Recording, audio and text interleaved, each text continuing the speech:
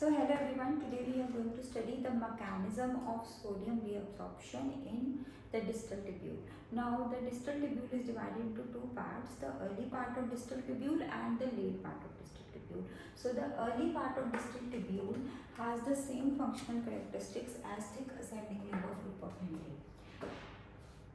The early part of distal tubule has same functional characteristics as thick ascending limb of loop of Henle. That means it is impermeable to water.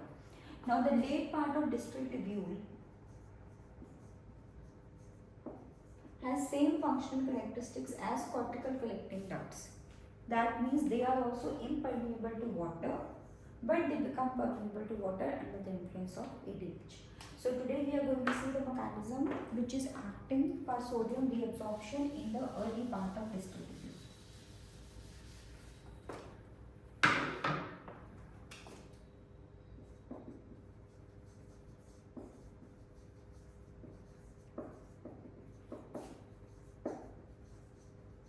This is the tubular cell. Now as we all know, this is the interstitial, this is the lumen, and here is the blood capillary. Now sodium potassium ATPase pump is going to work here on the basolateral side, which will create a low concentration of sodium here, and also negative gradient will be created here. So now the pump that is working here is sodium chloride co-transporter. Sodium chloride co-transporter, and chloride will move along the chloride channels, and potassium will flow from the paracellular as well as the intracellular. Now the drugs that we use to as a diuretic that act on the early part of distal tubule, they act by inhibiting the sodium chloride co-transporter. This pump is inhibited. So sodium chloride co-transporter pump is inhibited, and the name of the drug is thiazides.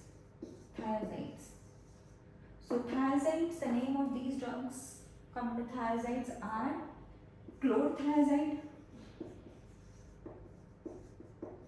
hydrochlorothiazide, and metolazone.